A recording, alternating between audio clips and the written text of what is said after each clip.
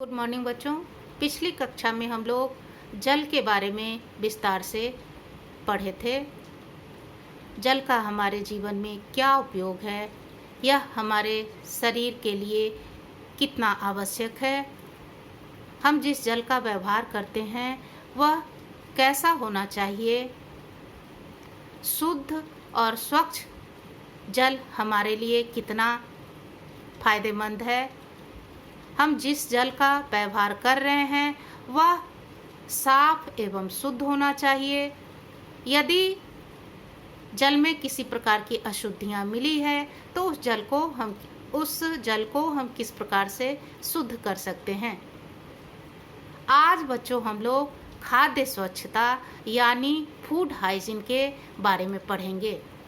बच्चों, जिंदा रहने के लिए जल के साथ साथ भोजन भी हमारे लिए अत्यंत आवश्यक है, क्योंकि यह न सिर्फ हमारे शारीरिक विकास के लिए बल्कि उत्तम स्वास्थ्य के लिए भी आवश्यक है। इसलिए हमें प्रतिदिन साफ, स्वच्छ, सुरक्षित और संतुलित आहार ही लेना चाहिए। हम जो भी भोजन खाते हैं वह न चाहते हुए भी कई कारणों से दूषित हो जाते हैं। यह संदूषण अथवा अस्वच्छता सिर्फ पकाते या परोसते समय नहीं होती, बल्कि खेतों में उत्पादन के समय, खाद्य पदार्थों के भंडारण के समय भी हो सकता है। संदूषित भोजन ग्रहण करने से हम कई प्रकार के भयानक रोगों से संक्रमित हो जाते हैं। अतः हमें भोजन पकाने से पूर्व तथा पकाने और परोसने समय इसकी स्वच्छता का विशेष रूप से ध्यान रखना चाहिए। इसके लिए हमें कुछ बातों पर ध्यान रखना चाहिए। सबसे पहले अनाज के उत्पादन के समय ध्यान देना चाहिए कि फसल पर आवश्यकता से अधिक कीटनाशक दवाइयों का प्रयोग नहीं करना चाहिए, अन्यथा इसका बुरा प्रभाव खाद्यान्न पर पड़ता है और जब हम उस खाद्य पदार्थ का व्यवहार अपने भोजन के रूप में करते हैं तो वह हमारे लिए भी हानिकारक हो जाता है। इतना ही नहीं, खेतों में यदि समय पर निकाई गुड़ाई नहीं होती है तो फसल में बहुत सारे विषैले पेड़ पौधे उग आते हैं और जब फसल तैयार होता है तो उसके साथ वे भी मिल जाते हैं और हमारे खाद्यान्न को दूषित कर देते हैं। दूसरा कारण भंडारण के समय होता है। जब हम खाद्यान्न पदार्थों का भंडारण करते हैं उस समय हमें यह ध्यान देना चाहिए कि जहां हम खाद्य पदार्थों का भंडारण कर रहे हैं वह स्थान साफ सुथरा, हवादार तथा प्रकाश युक्त हो।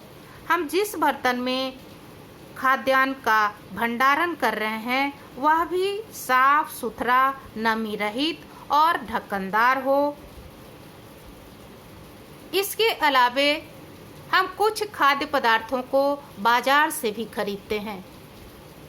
बाजार से खरीदते समय भी हमें यह ध्यान देना चाहिए कि हम जो भी खाद्य पदार्थ खरीद रहे हैं वह विश्वसनीय दुकान से ही खरीदना चाहिए, तभी हमें गुणवत्तापूर्ण और साफ सुथरा खाद्यान्न मिल सकता है।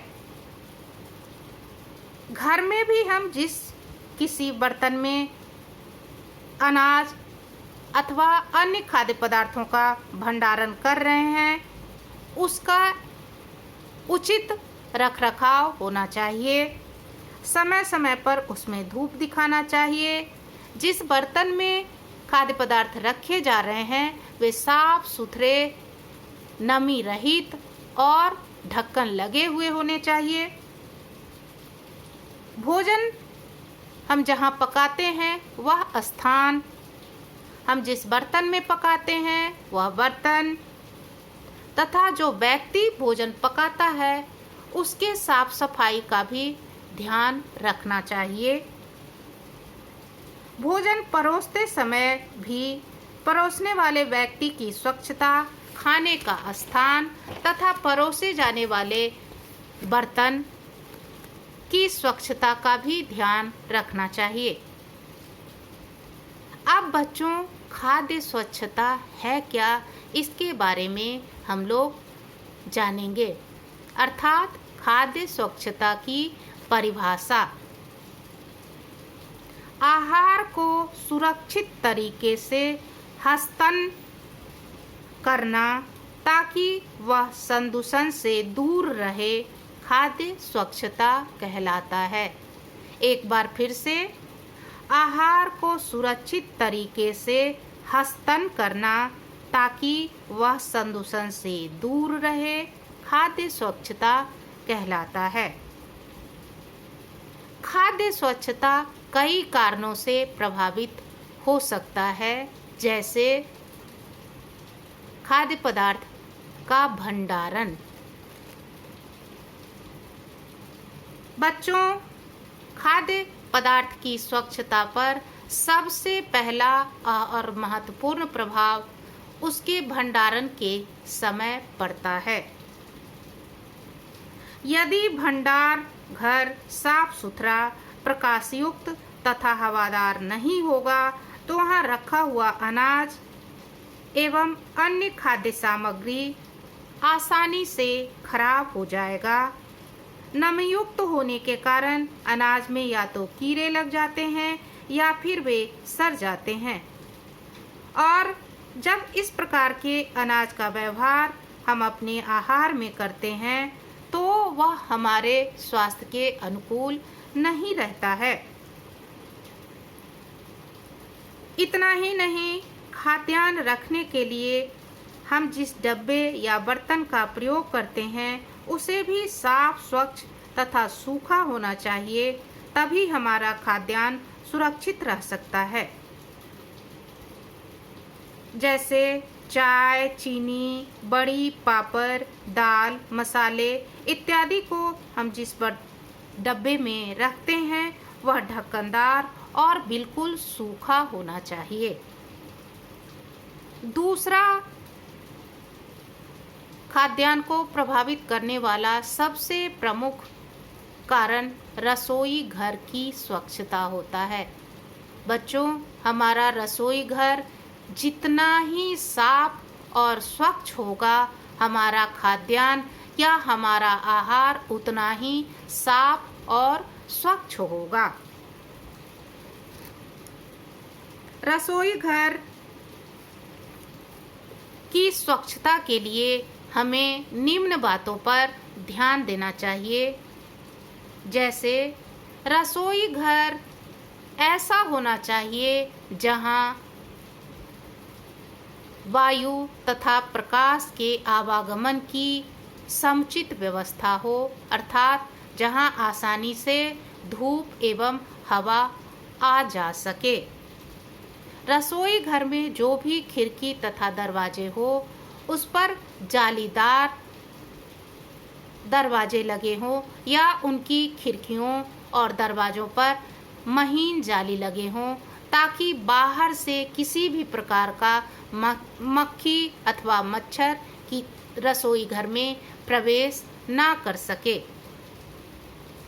रसोई घर में जो भी स्लैब अर्थात जिस पर हम खाना पकाते हैं वह तथा रसोई घर का फर्श ऐसा होना चाहिए जिसे हम आसानी से धो पोंछ सकते हैं, अर्थात जिसके साफ सफाई में हमें किसी भी प्रकार का दिक्कत ना होना चाहिए।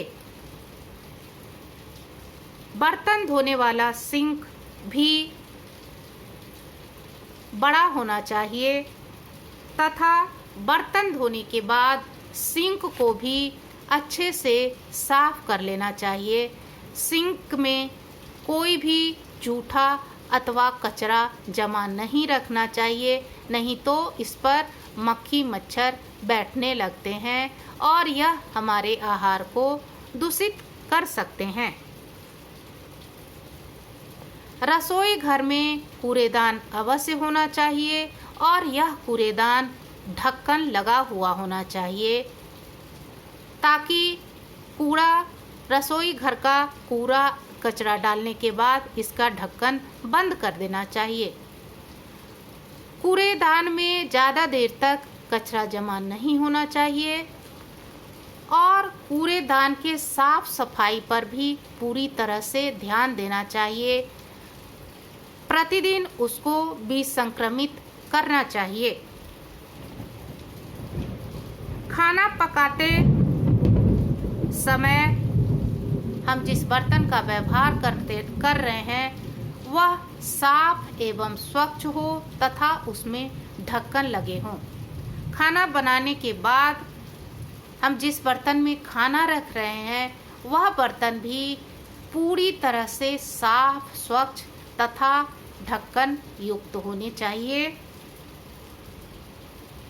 खाना में व्यवहार करने वाले मिर्च, मसाले तथा अन्य खाद्यान्न जिस डब्बे में रखे हुए हों उनको भी समय समय पर साफ करना चाहिए तथा उनका ढक्कन भी अच्छी तरह से बंद होना चाहिए।